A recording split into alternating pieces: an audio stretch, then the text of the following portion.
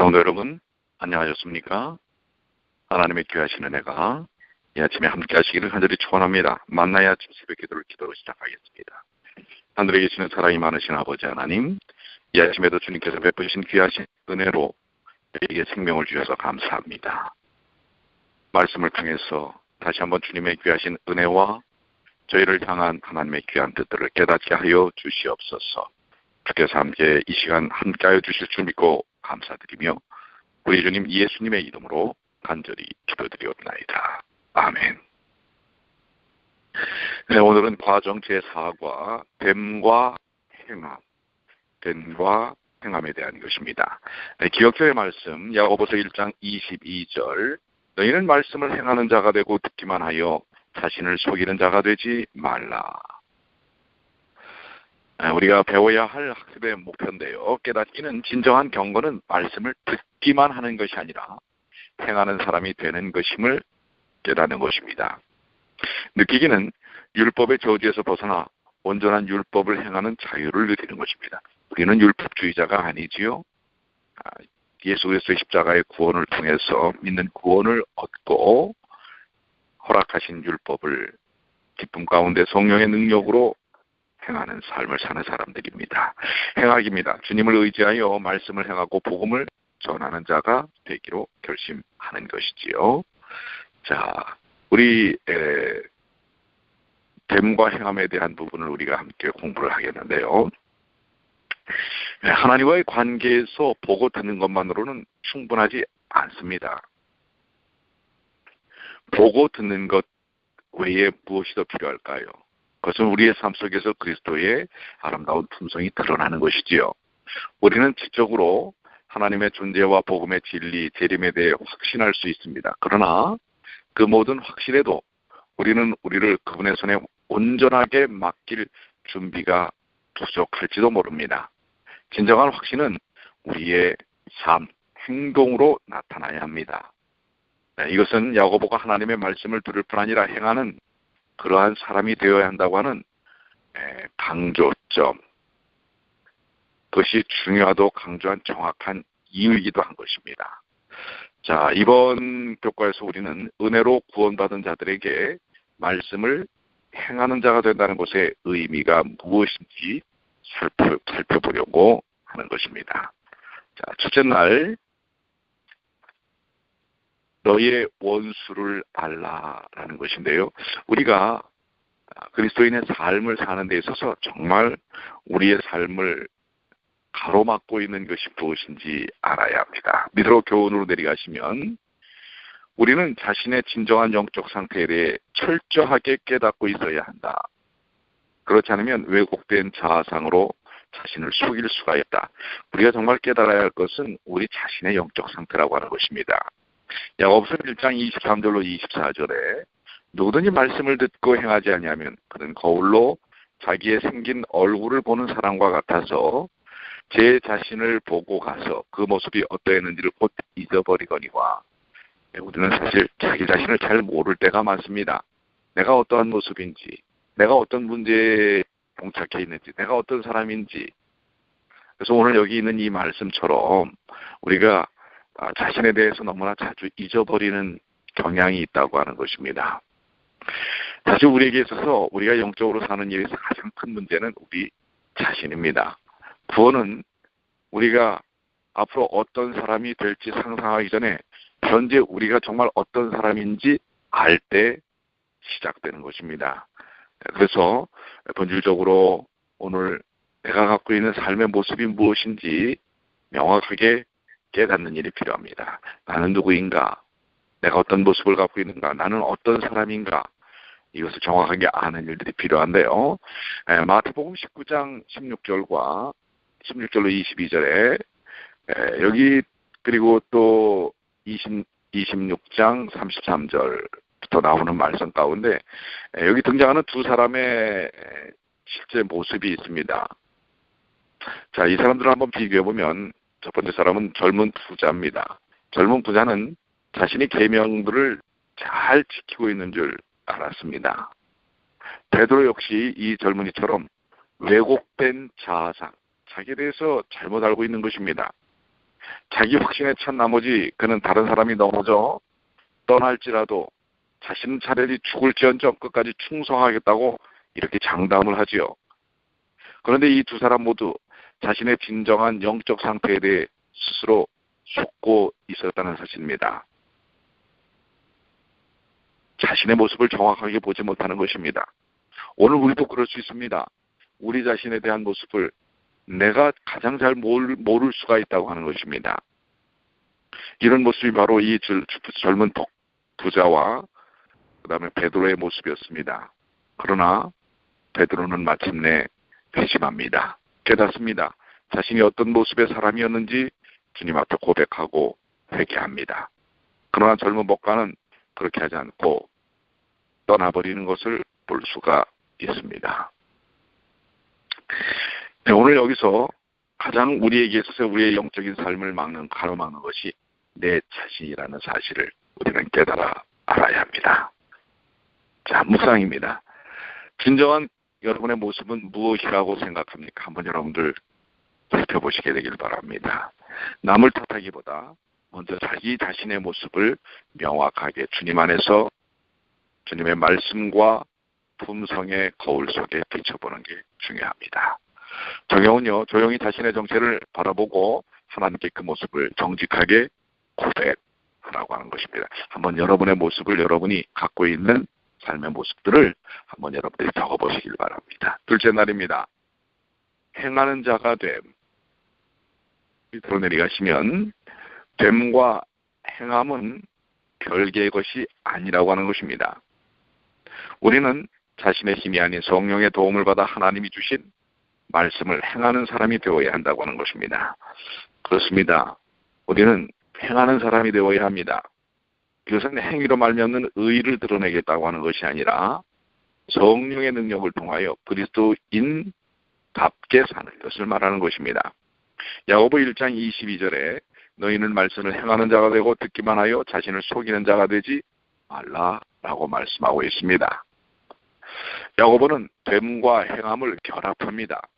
그는 그것을 분리하지 않고 하나를 다른 것보다 더 중요하게 취급하지 않습니다. 이것은 동전의 양면과 같이 분리될 수 없는 것입니다. 됨과 행함은 그리스도인이 되었다면 그리스도인답게 사는 것입니다. 이것은 하나로 연결되어 있다고 하는 것입니다. 자, 요점은 우리가 주님 안에서 새로운 백성이 되어야 하고 결과적으로 하나님이 우리에게 명하신 것들을 지켜야 한다는 것인데요. 그것은 단순히 규율을 따르는 것과는 확연히 다른 것입니다. 자, 여기서 누가복음 6장 27절로 38절을 보시면 그 중에 너희 원수를 사랑하며 내게 구하는 자에게 주며 너희 아버지의 자비로우심 같이 너희도 자비로운 자가 되라.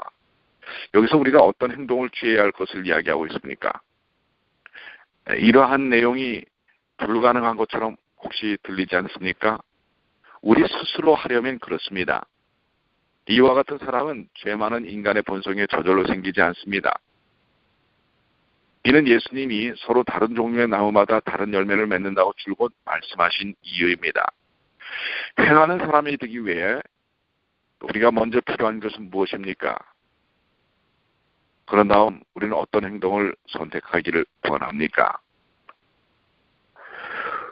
네, 갈라디아 5장에 있는 말씀을 통해서도 바울이 육체의 행위와 성령의 열매를 대조한 것도 비슷한 이치입니다. 우리는 행위에 초점을 맞출수록 더 나빠질 가능성이 높습니다. 반면 우리가 성령의 인도를 받은 사람이 될 때 사랑과 순종의 열매라는 완전히 다른 결실들을 맺게 됩니다. 우리가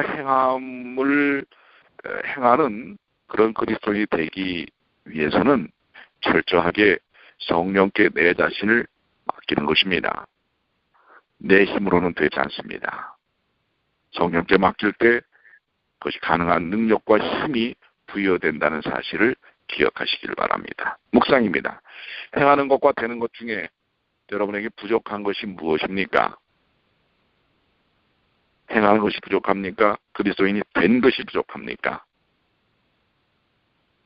바람직한 그리스도인의 삶이란 성령의 도움으로 마음이 변화되고 그 마음을 행동으로 나타내는 삶이라는 사실을 우리가 깊이 생각해 봐야 할 것입니다. 적용입니다. 행하는 사람이 되기 위해 여러분에게 먼저 필요한 것은 무엇일까요? 그 다음 여러분은 어떤 행동을 선택하기를 원하십니까? 자, 셋째 날입니다. 자유의 율법인데요. 밑으로 내려가시면 우리는 그리스도 안에서 사유함을 받고 믿음과 은혜로 말미암아 의롭게 되었기 때문에 정죄가 아닌 자유를 기초로 율법에 순종할 수 있다. 비슷한 내용의 말씀드립니다마는 야고보서 1장 25절에 자유롭게 하는 온전한 율법을 들여다보고 있는 자는 듣고 잊어버리는 자가 아니요 실천하는 자니 이 사람은 그 행하는 일에 복을 받으리라. 그렇습니다. 그리스도 안에서 십자가를 통하여 사함을 받고 믿음과 은혜로 말미암아 의롭게 되었기 때문에 우리가 구원을 받았기 때문에 우리는 정죄가 아닌 이제는 죄로부터 자유함을 얻은 자로서 율법에 순종할 수 있는 삶을 살게 되는 것이라고 하는 것입니다. 야고보서 조금 전에 읽었던 1장 25절의 이 말씀은 야고보는 하나님의 율법은 완전하며 자유의 길이라고 말하는 시편의 음성을 되새기게 합니다. 그러나 야고보에서 말하는 율법조차 우리를 구원하거나 정결케 할 수 없다는 사실을 우리는 알아야 합니다. 율법은 하나님의 이상을 보여줄 뿐 그 이상을 따르게 하지는 못합니다. 그런 이상을 따르려면 우리의 삶 속에 그리스도의 능력이 필요하다고 하는 것입니다. 그리스도의 능력이 필요합니다. 로마서 8장 2절과 고린도후서 3장 17절에 사망의 도구로서의 율법과 자유와 생명의 길을 보여주는 율법은 무엇이 다른지를 설명하고 있습니다. 자, 로마서 8장 2절에 인 그리스도 예수 안에 있는 생명의 성령의 법이 죄와 사랑의 법에서 너를 해방하였습니다. 고린도후서 3장 17절로 18절에는 주는 영이시니 주의 영이 계신 곳에는 자유함이 있느니라.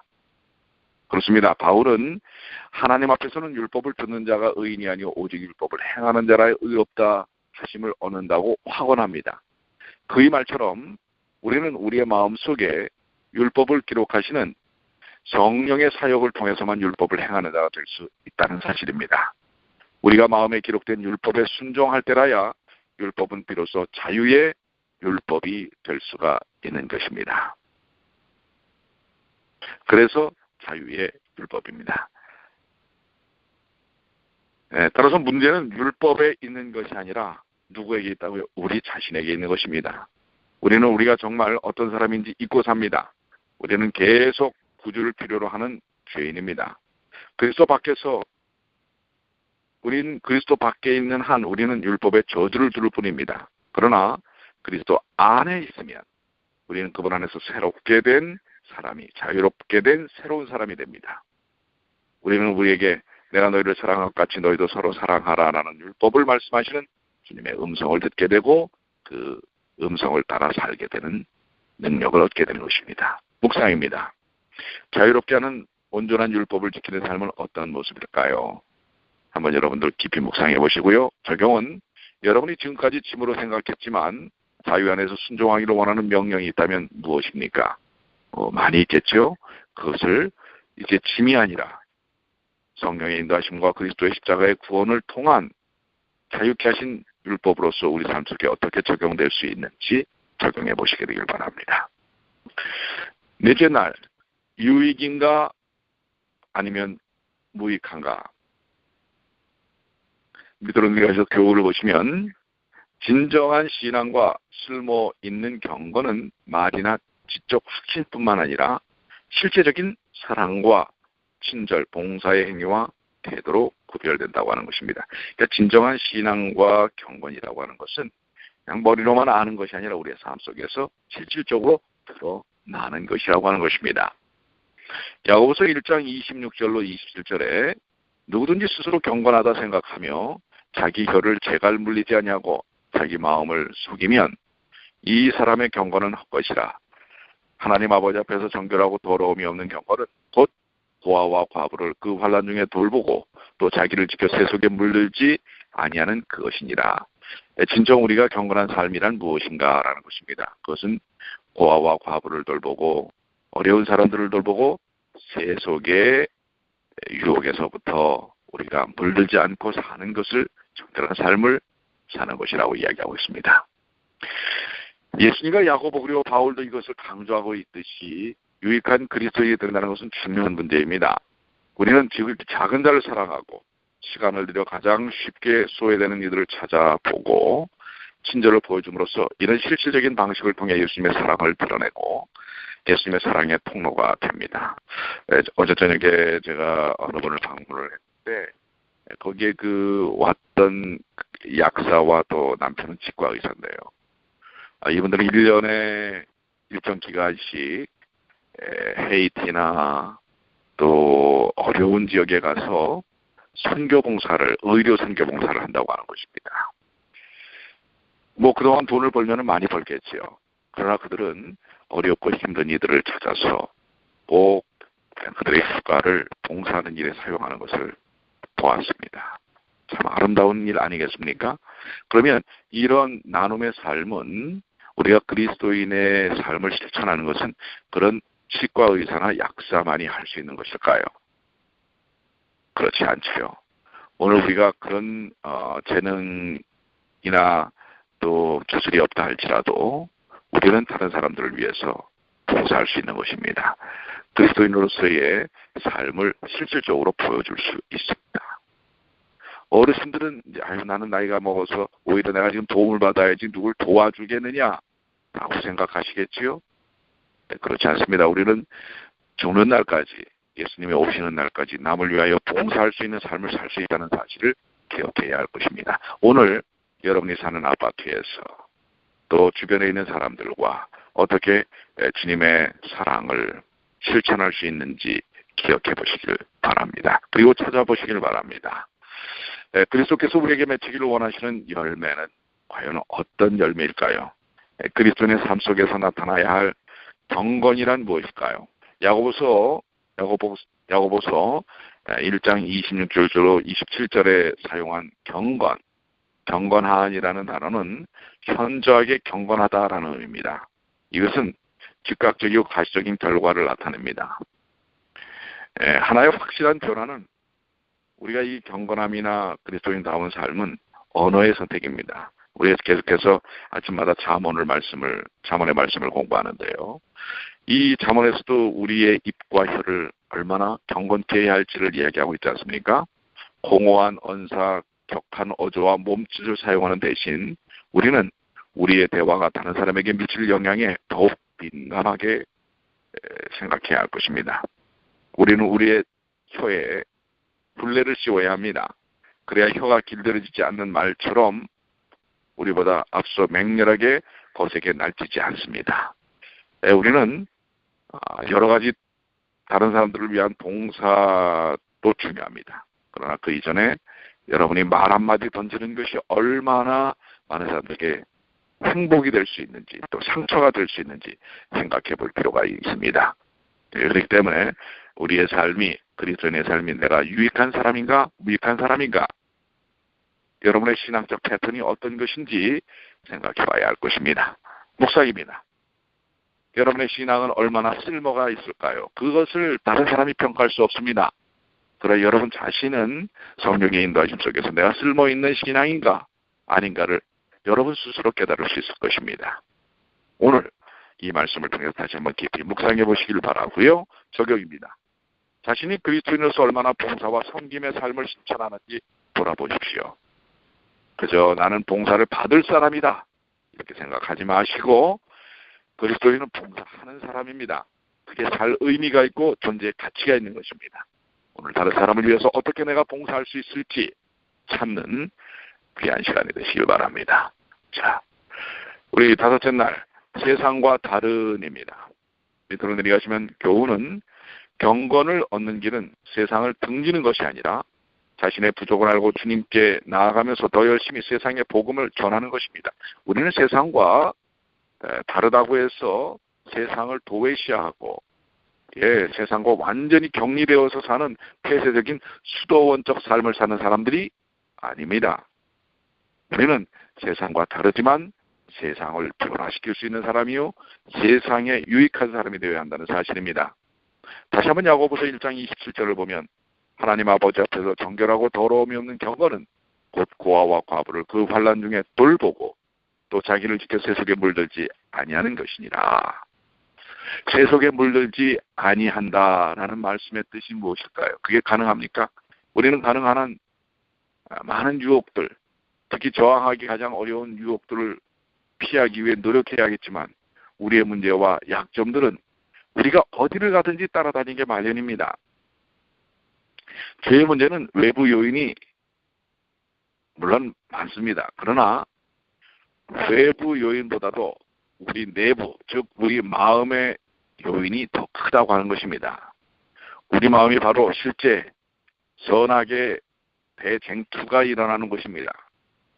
우리는 그래서 어디에 살든지 그런 싸움을 싸워야 합니다.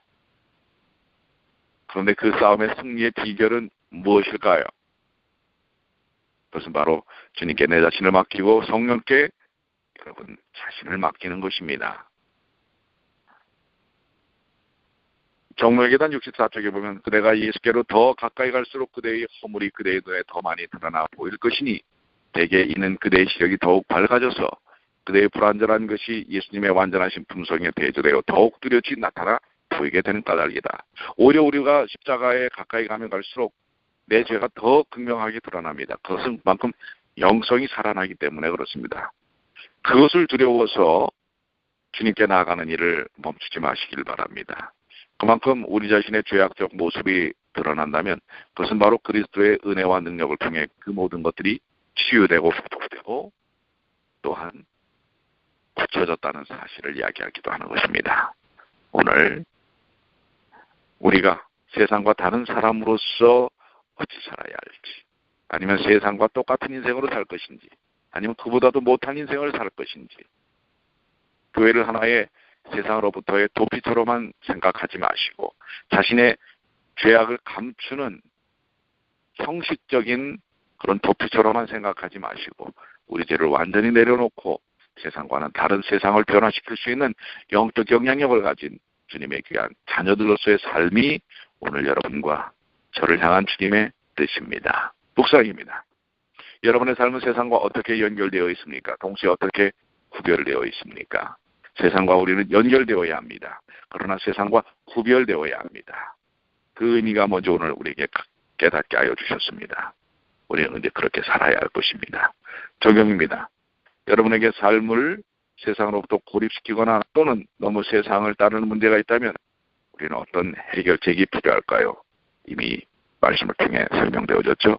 오늘 우리 자신을 주님께 맡기십시오. 성령께 여러분 자신을 맡기십시오. 그럴 때 우리의 삶은 세상을 바꿀 수 있는, 변화시킬 수 있는 작은 희망들이 될 것입니다. 결론입니다. 은혜로 구원받은 사람은 하나님의 말씀을 행하는 자가 될 것입니다. 유혹의 뿌리는 우리 자신의 욕망에 있습니다. 그러나 하나님의 말씀은 죄를 이길 효과적인 무기입니다. 사탄은 죄가 매력적으로 보이도록 애쓰지만 우리가 하나님께 온전히 순종할 때 우리는 그분의 방법이 최상임을 받아들이고 그분 안에서 새 사람이 될 것입니다. 그리고 그러한 그리스도의 품성을 드러내는 아름다운 거룩한 혀와 삶을 위한, 다른 사람들을 위한 봉사의 삶을 살게 되는 것입니다. 오늘도 주님 안에서 이 귀한 말씀을 통해서 됨과 행함, 그리스도인으로서 그리스도인답게 사는 귀한 하루가 되시기를 간절히 축원합니다. 기도하시겠습니다. 아버지 하나님, 오늘 주신 말씀처럼 너희는 말씀을 행하는 자가 되고 듣기만 하여 자신을 속이는 자가 되지 말라. 얼마나 우리의 말씀을 많이 듣습니까? 그러나 말씀을 듣기만 하고 자기 자신을 속여서 자기의 눈과 귀를 가려서 말씀대로 살지 않는 저희들의 모든 죄악들을 내려놓게 하시고 오늘 주신 말씀처럼 이제는 성령의 능력을 통해 자유의 율법을 따라 사는 주님의 귀한 자녀들이 되게 하여 주시옵소서. 주께서 저희를 통하여 영광 받아주실 줄을 믿고 감사드릴 때 특별히 육신적으로 공고한 주의 귀한 자녀들 그 모든 육신적인 올무에서부터 벗어나게 하여 주시고 영적으로 연약한 자신의 죄악이 무엇인지 아직 깨닫지 못한 자녀들이 있다면 말씀을 통하여 성령의 인도하심을 통하여 죄에서부터 벗어나는 회개의 삶이 되도록 도와주시옵소서. 오늘도 주님 저희 삶을 통해 영광 받으시기만을 우리 주님 예수님의 이름으로 간절히 기도드리옵나이다. 아멘.